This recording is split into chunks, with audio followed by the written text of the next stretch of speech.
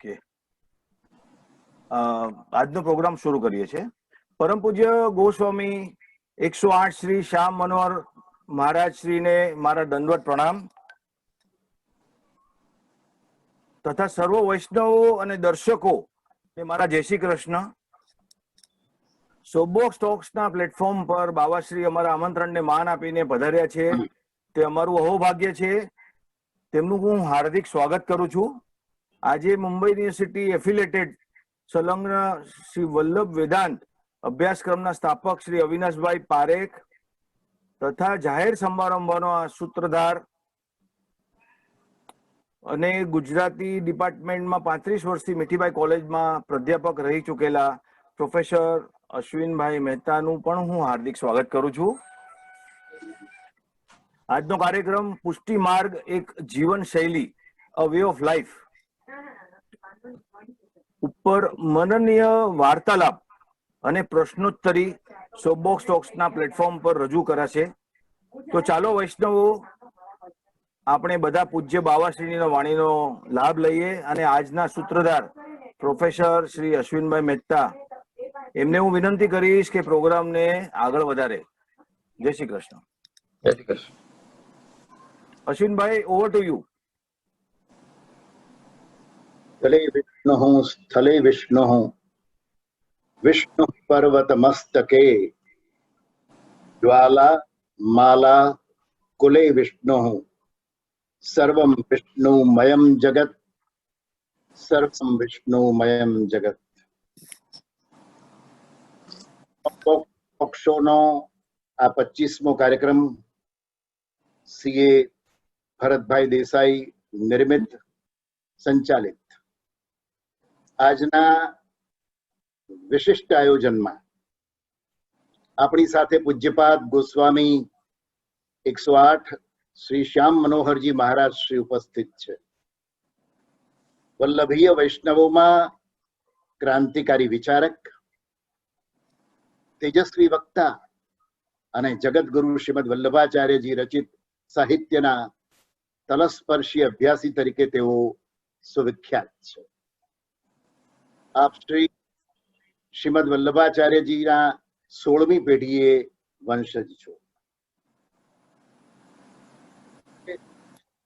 Mumbai university સાથે જોડાયેલા Shri Vallabh Vedant academy and research સેન્ટરના સ્થાપક અવિનાશ પારેખ પણ ઉપસ્થિત છે. 17 વર્ષથી યુનિવર્સિટીમાં શ્રી વલ્લભ વેદાંતનું અધિકારી પ્રાધ્યાપકો દ્વારા પદ્ધતિસર પ્રશિક્ષણ અપાય છે. 3000 થી વધુ વિદ્યાર્થીઓ, વિવિધ વય જૂથના વ્યાવસાયિકો, ભાઈઓ અને બહેનોએ સર્ટિફિકેટ કોર્સ, કોઈએ ડિપ્લોમા કોર્સ, એડવાન્સ ડિપ્લોમા અને પીએચડી ડિગ્રી સુધીનો અભ્યાસ કરીને અહીંથી પદવી મેળવી છે. આજે વિશેષતા એ છે કે ભરતભાઈએ સામાજિક, આર્થિક, સાંસ્કૃતિક, સાહિત્યિક ઘણા બધા કાર્યક્રમોનું આયોજન કર્યું. પણ આ 25મો શો ખરેખર વિશિષ્ટ એટલા માટે છે કે આપણે બધા 21મી સદીમાં જીવીએ છીએ અને જેના વિશે વાત કરવાના છે એ 16મી સદીમાં જગતગુરુ શ્રીમદ વલ્લભાચાર્યજી શ્રી મહાપ્રભુજીએ પ્રબોધેલો અને સંસ્થાપિત કરેલો પુષ્ટિ માર્ગ. વિષય રાખ્યો છે જીવન શૈલી, અ વે ઓફ લાઈફ, જીવન રીતિ.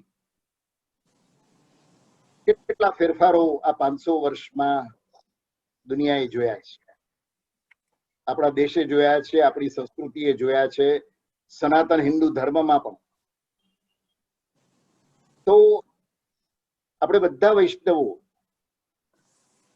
ના મનમાં એક સવાલ છે, અમને બધાને એક મૂંઝવણ છે કે આજના સમયમાં પુષ્ટિ માર્ગની જીવન રીતિ કેટલી સુસંગત આજે લાગે અને આપણી જીવન રીતિ સાથે મહાપ્રભુજીએ પ્રબોધેલી આ જે વાત છે એ કેટલી તાલમેળ એની સાથે મળે એ જાણવાની જિજ્ઞાસા અમને સૌને છે. તાન હંતારો યત્પાદાંબુજરેણવ સ્વીયાનામ તાન નિજાચાર્યાન પ્રણમામિ મુહુર્મુહુઃ. ન મંત્રે ન તંત્રે ન ચ જ્ઞાન સિદ્ધૌ ન વૈકુંઠ બુદ્ધિસ્તુ વૈકુંઠ લોકે ગતિર્વિઠ્ઠલેશે રતિર્વિઠ્ઠલેશે મતિર્વિઠ્ઠલેશે સદા વૈ મમાસ્તુ. જીવન શૈલી પુષ્ટિમાર્ગી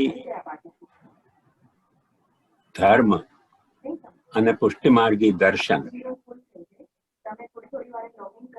આધુનિક જીવનમાં કેટલું સુસંગત છે કે વિસંગત છે એ વિષયની થોડીક આપણે ચર્ચા કરીશું.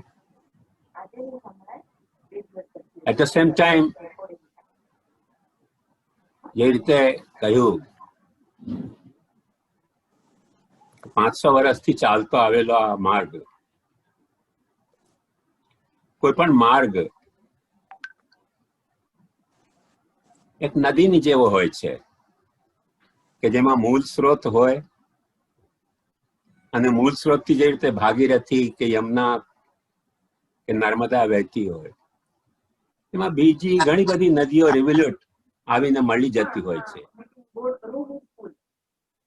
અને જે મળી જતી હોય છે તે બધું મેળવીને નદી એક પોતાનો રૂપ લેતી હોય છે. મહાપ્રભુજીનો જે દેશકાલ હતો એ દેશકાળમાં મહાપ્રભુજીએ કૃષ્ણાશ્રયમાં સ્પષ્ટ વર્ણ્યું છે, સર્વ માર્ગેષુ નષ્ટેષુ ફલૌચ ખલધર્મિણી પાષંડ પ્રસુરે લોકે કૃષ્ણેવ ગતિર્મમ.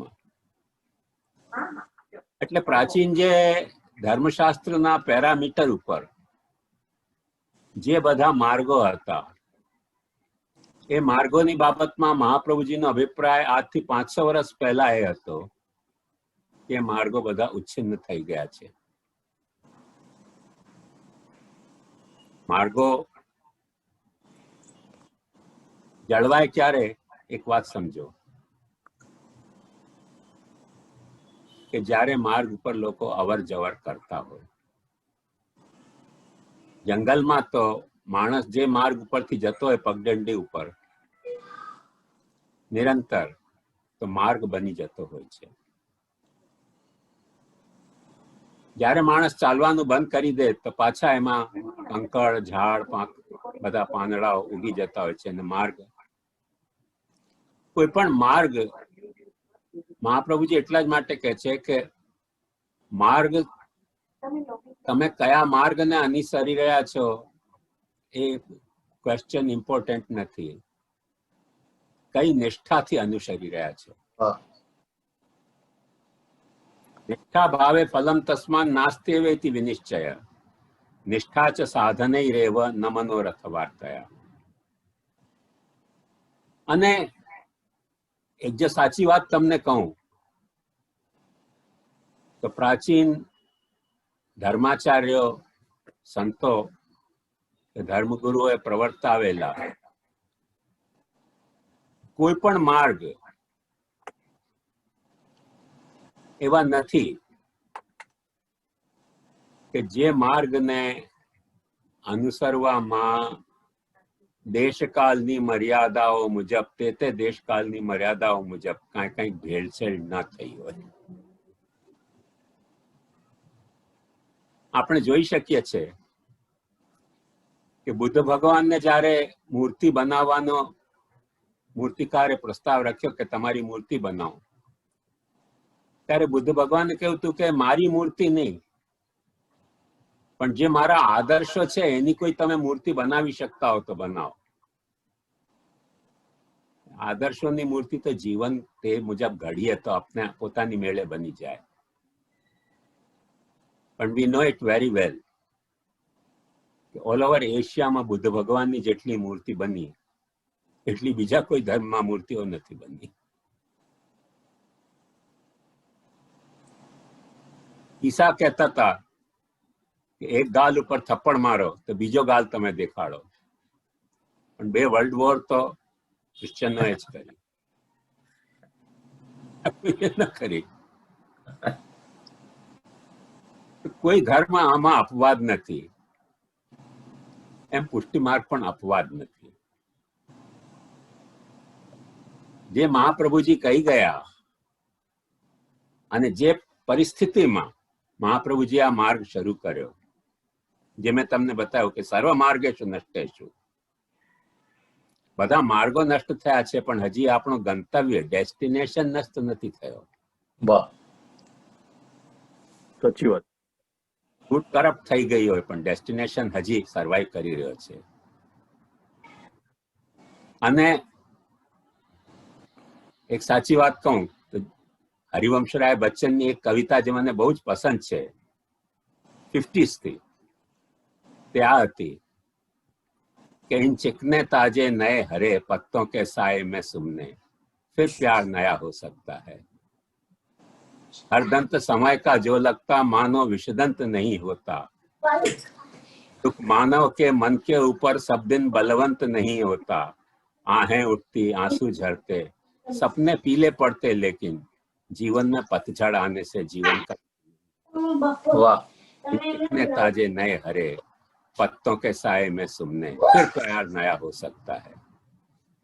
तो दरेक धर्मगुरु धर्माचार्योએ फिर प्यार नया हो सकता है એ આઈડિયોલોજી લઈને ચાલ્યા, અને પાછી પતઝડ આવતી હોય છે ટાઈમ ટુ ટાઈમ, અને માર્ગો ઉચ્છિન્ન થઈ જતા હોય છે.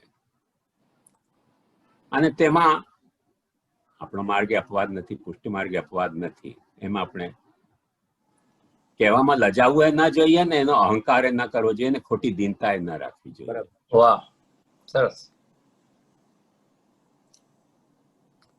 શા માટે આવું થાય છે એનું મૂળ કારણ હું એમ સમજુ છું કે માર્ગને અનુસરનારાઓ માણસ છે. માણસની પરિભાષામાં સુકરાત બિચારો ભોલો હતો, સોક્રેટીસ, એનાથી ભૂલથી કહેવાય ગયું કે મેન ઇઝ સોશિયલ એનિમલ. એ ભૂલથી કહેવાય ગયું. મોટો દાર્શનિક હતો, એમાં બે મત નથી, પણ વી નો ઇટ વેરી વેલ કે મેન ઇઝ મોસ્ટ અનસોશિયલ એનિમલ. જાનવરો પોતાની સોસાયટી માટે પોતાના જે સોશિયલ રૂલ્સ રેગ્યુલેશન્સ હોય છે, જે એમને સ્વભાવથી પ્રાપ્ત થતા હોય છે, એનું બહુ સિન્સિયરલી પાલન કરતા હોય છે. માણસ નથી પાલન કરતો.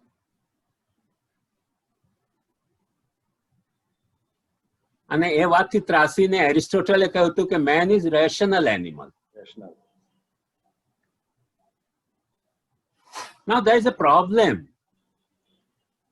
What is the ratio of rationality and what is the ratio of animality? અને જે રેશિયોનો આપણે ચકાસણી કરીએ બહુ ડિફરન્સ છે, બહુ ડિફરન્સ છે. ઓલમોસ્ટ જે રીતે એસ્ટ્રોનોમીમાં આજે એમ કહેવાય છે કે ડાર્ક ફોર્સિસ 80% છે અને વ્હાઇટ ફોર્સિસ યુનિવર્સમાં 20% છે. ઓલમોસ્ટ એ રેશિયોમાં એનિમલિટી આપણામાં 80% છે અને 20% રેશનાલિટી છે. અને એનું કોન્ફ્લિક્ટ નિરંતર ચાલતી રહે છે, નિરંતર એની કોન્ફ્લિક્ટ ચાલતી રહે છે. અને એ જે નિરંતર ચાલતી રહે છે એનામાં નિરંતર ચાલતી કોન્ફ્લિક્ટમાં ધર્મ ક્યાંથી આવે છે એ આપણને સમજવું જોઈએ. થોડુંક એ વિષય ઉપર સ્વિચ ઓવર થતા પહેલા જે એક વાત હું કહેવા માંગીશ તે આ કે વેધર ધર્મ is A particular type of rationality or is it emotionality, or it is ritualistic. એ ત્રણ પાસાઓ એના થાય. એટલે જ મેં મંગલાચરણમાં એક વાત કહી, ગતિર વિઠ્ઠલેશે રતિર વિઠ્ઠલેશે મતિર વિઠ્ઠલેશે સદાવેવ મસ્તુ. ગતિના ઠેકાણે આપણે કૃતિ મૂકી દઈએ તો કૃતિ, મતિ અને રતિ એ હ્યુમન પર્સનાલિટીના 3 ડાયમેન્શન્સ છે. Means we have some behavioral quotient, we have some emotional quotient, and we have some intellectual quotient. When they are coordinated, બધી coordinated હોય, કોઈ પ્રોબ્લેમ નથી થતી. આ ત્રણે quotient એક સર્કિટમાં કામ કરતી હોય છે, પણ સર્કિટ બરાબર કામ નથી કરતી દર વખતે. એ સર્કિટમાં આપસમાં ખેંચાતાની ચાલતી હોય છે. અને એને કારણે શું થતું હોય છે, એક સામાન્ય દાખલો જે રીતે બતાવું કે આપણા બ્રેનમાં પણ આવા 3 પાર્ટ્સ છે. એક એમિગડેલા પાર્ટ છે જે આપણી ઇમોશનાલિટીને કંટ્રોલ કરતો હોય છે. એક જે છે જે ફ્રન્ટલ લોબ છે જે આપણી રેશનાલિટીને કંટ્રોલ કરતો હોય છે.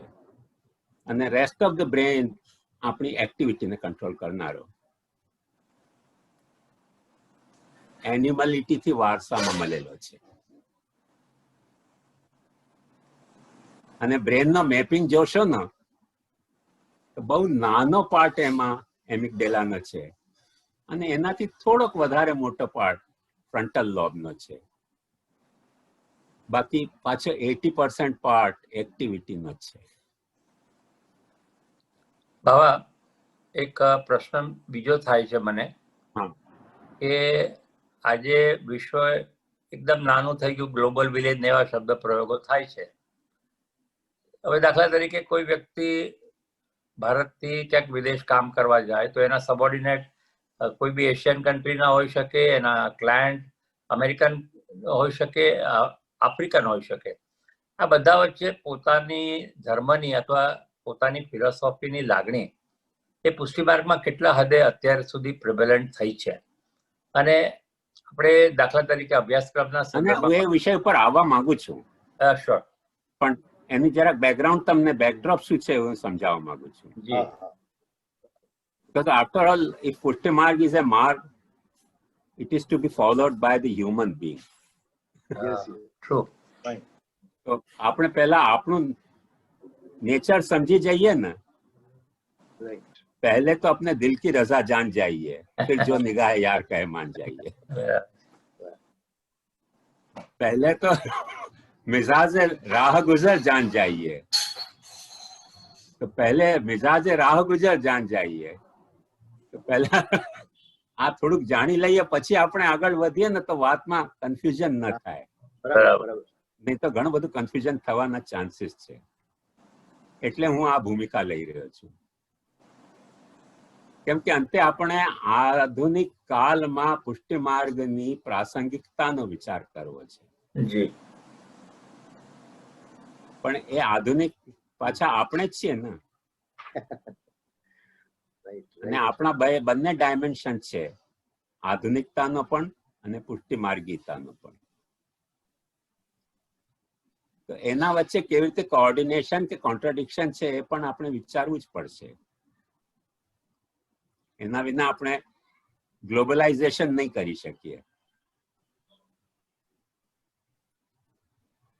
સો જે વાત હું કહેવા માંગતો તો એ હતી કે માણસમાં પહેલા પણ જે જાનવરો હતા એમનામાં એક્ટિવિટીનો બિહેવિયરલ કોશન્ટ તો હતો જ પહેલાથી, અને જે આપણામાં પણ છે એનિમલિટીના આધારે. ઘણા બધા જાનવરોમાં ઇમોશનલ કોશન્ટ માણસ કરતા વધારે સ્ટ્રોંગ હોય છે. કે આપણે જોઈ શકીએ છીએ કે કૂતરા હોય કે બળદ હોય કે ભેંસ હોય જૂનાગઢની, એનો રબારીને સિંહો જ્યારે એના ઉપર તરાપ મારે તો ભેંસ જઈને એની સાથે ફાઇટ કરતી હોય છે. ઇન સ્પાઇટ ઓફ નોઈંગ કે સિંહ સાથે ભેંસ ફાઇટ નથી કરી શકતી, બટ એનો ઇમોશન છે પોતાના રબારી માટે.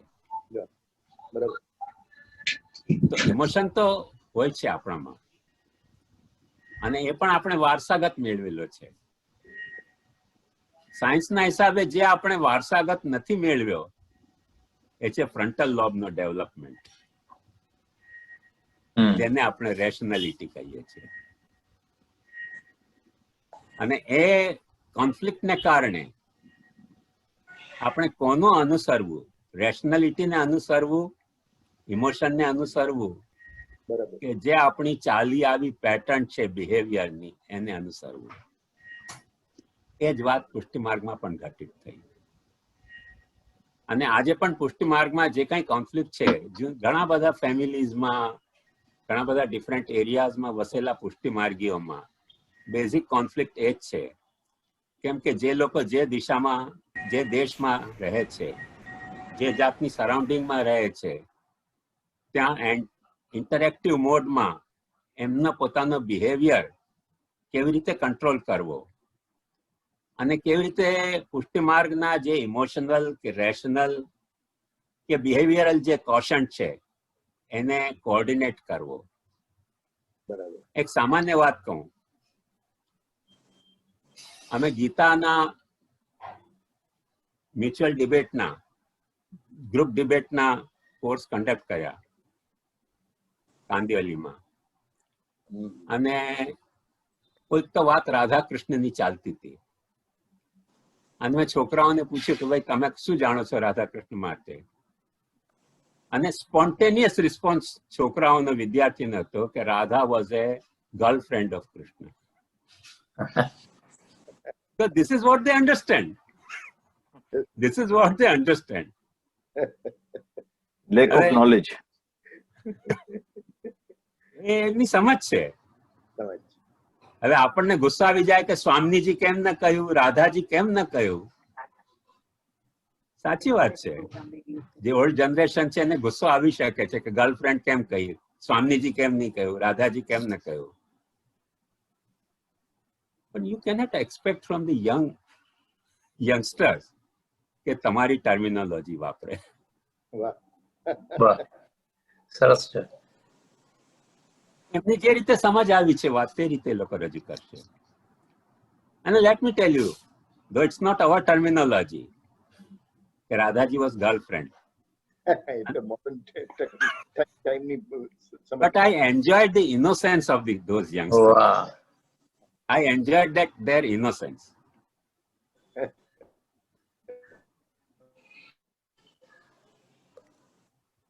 હું એક ફેમિલીમાં ગયો, તે ફેમિલીમાં ઠાકોરજીની સેવા બિરાજતી હતી. ઘરના છોકરા છોકરીઓ પણ, મોસ્ટ પ્રોબેબલી કદાચ છોકરીઓ જ હતી, છોકરા નહોતા. અને એમની ડોટર સેવા કરતી હતી ઠાકોરજીની. પણ ઓલવેઝ એ ઠાકોરજીનું સંબોધન કરતી હતી, માય ડિયર બેબી,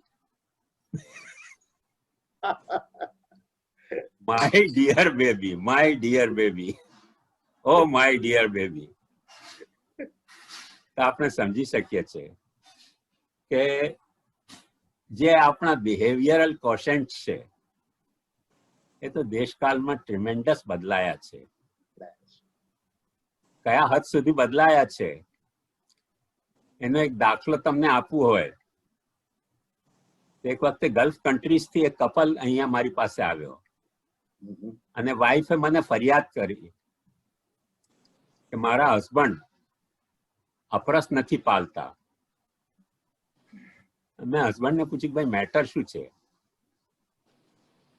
એ કહેતા હતા કે આ વાઈફ મારી શું કરે છે કે ન્યૂઝપેપર મારે વાંચવા હોય તો ન્યૂઝપેપરને પહેલા ખાસા કરે, પછી ધોય, પછી ધૂપમાં સૂકવા માટે મૂકે, અને સૂકીને ખાસા પવિત્ર થઈ જાય ત્યારે વાંચવા દે. પણ ત્યાં સુધી મારો ઓફિસનો ટાઈમ થઈ જાય, એટલે આખો દિવસ મારે ન્યૂઝપેપર વાંચ્યા વિના ઓફિસમાં રહેવું પડે, ને રાતના આવું ત્યારે હું થાકેલો છું એટલે ન્યૂઝપેપર વાંચી નથી શકતો. એનો ઝઘડો છે હસબન્ડ વાઈફ વચ્ચે. મેં વાઈફને પૂછ્યું કે તમે આવું કેમ કરો છો? બોલે મુસલમાન થી આપણે ન છોવાઈ જઈએ.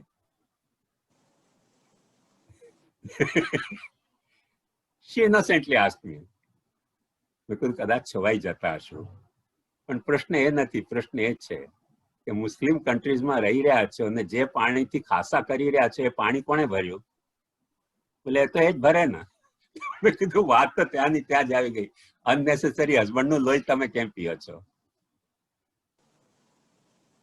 એટલે પુષ્ટિમાર્ગના પણ એવી જાતની ઘણી બધી પ્રોબ્લેમ્સ છે. આ તો મેં બિહેવિયરલ કોશન્ટની પ્રોબ્લેમ બતાવી.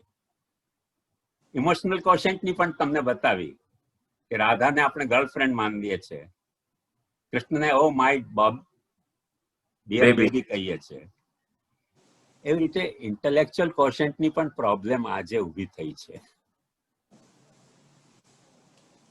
કઈ જાતની પ્રોબ્લેમ ઊભી થઈ છે એ જો આપણે સમજવું હોય, એક જમાનો એવો હતો કે જેમાં પુષ્ટિ માર્ગીઓ, જો કે મારે શબ્દ ના વાપરવા જોઈએ પણ એમાં કઈ ખોટી વાત નથી, કે પુષ્ટિ માર્ગના ઘેટોમાં રહેતા હતા. ઘેટો હું અંગ્રેજી શબ્દ વાપરી રહ્યો છું, ઘેટું નહીં. ઘેટોમાં રહેતા હતા. તો નેચરલી નાનપણથી એ લોકોના વિચાર, એમના વ્યવહાર, એમની વાણી એ પુષ્ટિ માર્ગ ને અનુસરીને હતી, જે પરંપરાથી ચાલતી આવતી હોય તેવી. હવે એ આજ નથી રહી, કેમ કે તમે કોઈકને ત્યાં જાઓ કે ન જાઓ, પણ આપણા ઘરમાં આજે ગૂગલ ગુરુ આવીને આખા ગામની રિપોર્ટ આપણને આપે છે. અને જે એક્સપોઝર આપણને મળ્યું છે એવો ટ્રીમેન્ડસ એક્સપોઝર મળ્યો છે કે એમાં આપણી વિચારની, આપણી આઈડિયોલોજીની પદ્ધતિ પુષ્ટિ માર્ગના સિદ્ધાંતના ઘેરાવામાં ઘેરાઈને રહે. 7 વાગ્યા પછી હતા. અલ્હમ્દુલિલ્લાહ રબિલ આલમીન. તમે તમારું મ્યુટ કરી દો ને.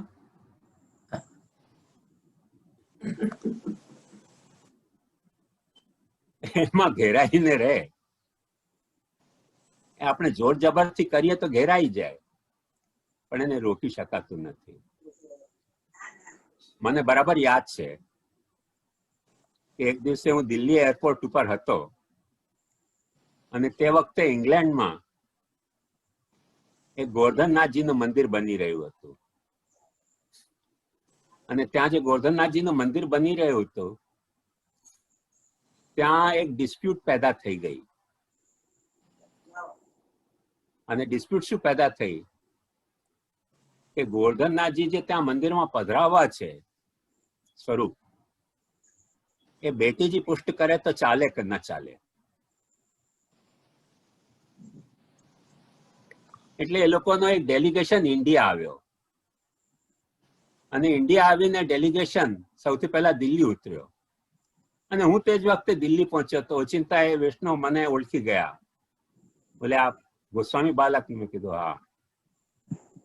એ લોકોએ મને પૂછ્યું કે પુષ્ટિ માર્ગી હવેલીમાં બેટીજી ઠાકોરજી પુષ્ટ કરે તો ચાલે કે ન ચાલે? તો હું મારી ઉતાવળમાં હતો.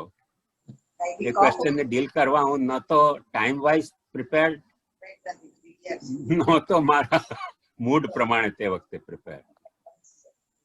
એટલે મેં just two avoid further discussion મેં એમને કાઉન્ટર પૂછ્યું કે તમે ભગવાન રજનીશને વાંચો છો?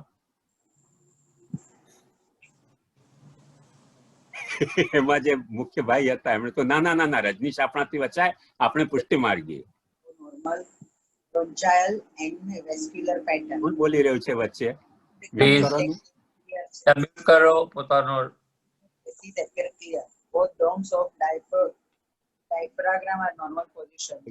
પેરેલલ બીજો પ્રવચન પણ ચાલી રહ્યો છે.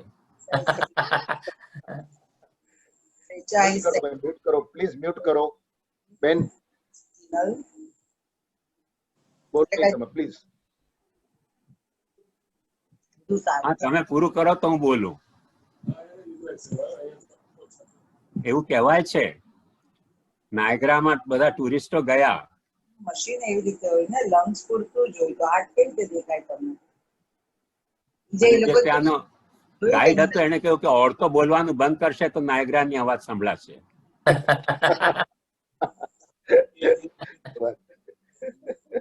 હશે કઈક સેટિંગ એ લોકોનું, શું ખબર. ચાલુ છે આ નાયગ્રાની અવાજ. જીવન જ છે ભાઈ, આ બધું ભગવાન ચલાવે છે, આપણે તો આવું નમાલા છીએ, કાંઈ સમજ નથી પડતી. તો અત્યારે વાત બંધ કરો બેન, અહીંયા બાવાનું પ્રવચન ચાલી રહ્યું છે.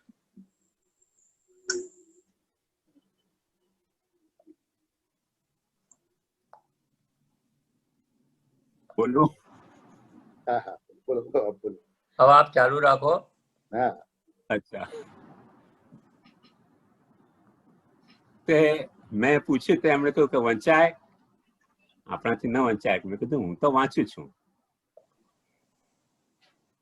એમણે કહ્યું કે વાંચું તો હું પણ છું, પણ પપ્પા નારાજ થાય છે એટલે ચૂપચાપ વાંચું છું. મારો કહેવાનો મુદ્દો એ છે કે વી કેનોટ સ્ટોપ એનીવન.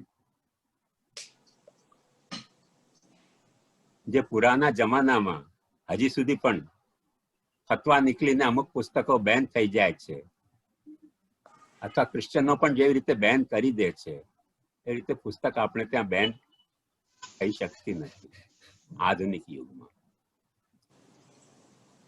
એક્સપોઝર ઘણું મળે છે, અને એક વખતે એક્સપોઝર એવું મળે બહારનું તો આપણા વિચાર એ જ પ્રપોર્શનમાં પુષ્ટિમાર્ગી રહી જાય તેની કોઈ ગેરંટી નથી.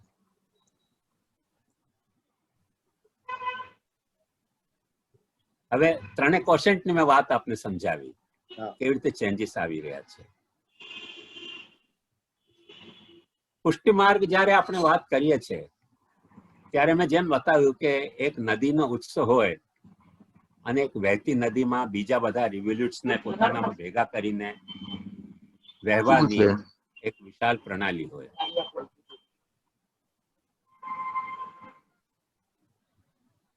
તેવી રીતે ઘણા બધા એલિમેન્ટ્સ પુષ્ટિ માર્ગમાં ભેલા થયા છે.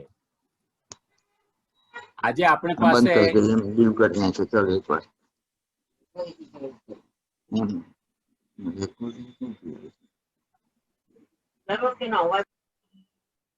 હવે આપ વાત કરો, એને ઇગ્નોર કરીએ આપણે. લિંક તૂટી જાય છે મારી આ રીતે. I can understand. બરાબર. હા, બાબાશ્રી એમને મ્યુટ કરી દીધું. બહુ સરસ. હા, કંઈક મ્યુટ કરતા રહે ને એવી રીતે જે થાય એમને, તો આઈ કેન મેનેજ. હાજી. તો મારો કહેવાનો મુદ્દો એ છે કે વિચારમાં, વ્યવહારમાં, ભાવનાઓમાં પણ જુદા જુદા વાયરાઓ તો આવશે, અને આવ્યા છે 500 વર્ષમાં. જેને એક ચોખ્ખો ઉદાહરણ તમને બતાવું તો ખ્યાલ આવશે.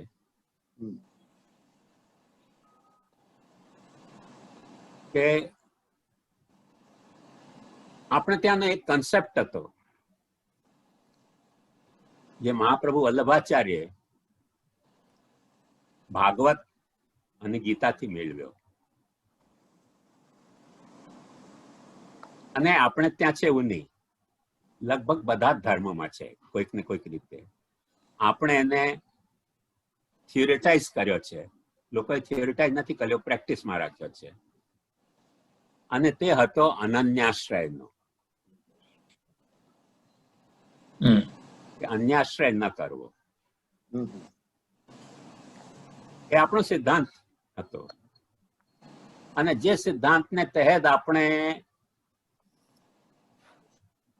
એમ મહાપ્રભુજીનો ધારણા એવી હતી કે શાસ્ત્રમાં જે ઠેકાણે જે દેવનો પૂજા શાસ્ત્રી કર્માચરણમાં વિધાન કરવામાં આવી છે, તે શાસ્ત્રી કર્મના વિધાનમાં જે દેવની પૂજા કરવામાં આવી છે તે દેવ પૂજનમાં અન્યાશ્રય નથી. જે તીર્થમાં જે દેવ મુખ્ય હોય તે તીર્થમાં તે દેવના દર્શન પ્રણામ કરવામાં અન્યાશ્રય નથી. કોઈ પણ માર્ગમાંથી જતા હો ને કોઈ દેવ મંદિર આવે અન્યનો, તો એ દેવના પ્રત્યે આદર પ્રકટ કરવામાં અન્યાશ્રય નથી, પણ આપણે નિત્ય આરાધનામાં એક જ દેવ હોવો જોઈએ. એકો દેવો દેવકી પુત્ર એવા આ આપણો અન્યાશ્રય ડિફાઇન્ડ કન્સેપ્ટ હતો. અને એમાં એમ કહેવામાં આવતું હતું, કામનાથી અન્ય દેવનો આશ્રય ન કરવું તેનું નામ અન્યાશ્રય. ભક્તિથી એક જ દેવનો આશ્રય. અને વ્યવહારમાં જે દેવો શાસ્ત્રમાં વર્ણવેલા છે જે કર્મમાં, તેનું પૂજન વંદન વગેરે અન્યાશ્રય નથી. અને આ મહાપ્રભુજીના એટીટ્યુડ માટે મહાપ્રભુજી વૃંદાવનના જે ભક્તિ સંપ્રદાયો હતા એમનાથી ગાળો ખાતા હતા. અને ત્યાં એમ ચોખ્ખું કહેવામાં આવ્યું છે કે અનન્ય રસિક કહાય કે પૂજે ગ્રહ ગણેશ, સીધે નરકપુર જાएंगे મુખ में પડેગી ધૂલ. કે તમે અનન્ય ભક્ત કહેવડાવીને ઘરમાં ગણેશ પૂજો છો, કેમ કે ગણેશ પૂજન શાસ્ત્રમાં કયું છે તેથી આપણે પૂજતા હતા. અને વૃંદાવનની ભક્તો આપણને કહેતા હતા કે સીધે યમપુર જાएंगे મુખ में પડેગી ધૂલ. સિચ્યુએશન તમને ખ્યાલમાં આવી? એક ડેલિકેટ વ્યવસ્થા મહાપ્રભુજીએ ગોઠવી હતી કે કેવી રીતે અન્યાશ્રય થાય છે, કેવી રીતે અન્યાશ્રય નથી થતો. અને જે અનન્યાશ્રય હતા એ લોકોને આપણી બાબતમાં અભિપ્રાય હતો. આજે પુષ્ટિ માર્ગ યંગ જનરેશનમાં એવી રીતે વગોવાય છે કે બીજા દેવ મંદિરમાં જતા નથી. એટલે એક વખતે એવું થયું કે એક પરિવારમાં જ્યાં ઠાકોરજી બિરાજતા હતા લગભગ 200 વર્ષથી, ત્યાં કોઈક વિધર્મના છોકરી એ પરિવારમાં પરણી. અને એ લોકો મારી પાસે છોકરીને લઈને આવ્યા કે આ વિધર્મી છે ને આને અમે અમારી ઠાકોરજીની સેવામાં નવડાવવા માંગીએ છીએ, તો આપ બ્રહ્મ સંબંધ આપો. I could see from her face કે જ્યારે આવી ત્યારે પણ એના એક્સપ્રેશન પુષ્ટિ માર્ગી નહોતા. One can read that. મેં એને પૂછ્યું કે ભાઈ હું તમને બ્રહ્મ સંબંધ તો આપું, પણ એક પુસ્તક તમે વાંચી જુઓ. એક સિમ્પલ પુસ્તક હતી પુષ્ટિ માર્ગના સિદ્ધાંતોની, ને આના સિદ્ધાંતો તમને ગળે ઉતરે તો હું તમને ચોક્કસ બ્રહ્મ સંબંધ આપું. 10-15 દિવસ પછી એ પુસ્તક મને પાછી પરત કરી ગઈ કે આના સિદ્ધાંત મારે ગળે નથી ઉતરતા.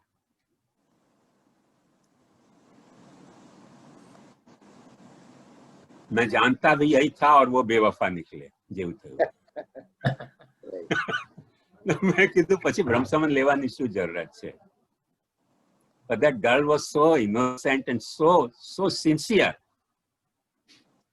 એને મને કહ્યું ના મહારાજજી વાત એવી નથી, વાત એવી છે કે આમાં જે સિદ્ધાંત કયા છે એ સિદ્ધાંતમાં તમે કહો છો કે અન્યાશ્રય ન કરવું, પણ હું જે ફેમિલીમાં પરણી છું એ લોકો ચર્ચમાં પણ જાય છે, દરગાહમાં પણ જાય છે, બધે ઠેકાણે જાય છે. હવે હું તો એ ફેમિલીની થવા માંગુ છું, પુષ્ટિ માર્ગની થવા નથી માંગતી, એથી બ્રહ્મ સંબંધ લેવા આવી છું. અને તમે કહી રહ્યા છો કે ક્યાંય ન જવું, તો મારે સિદ્ધાંત અનુસરવા કે ફેમિલીને અનુસરવા?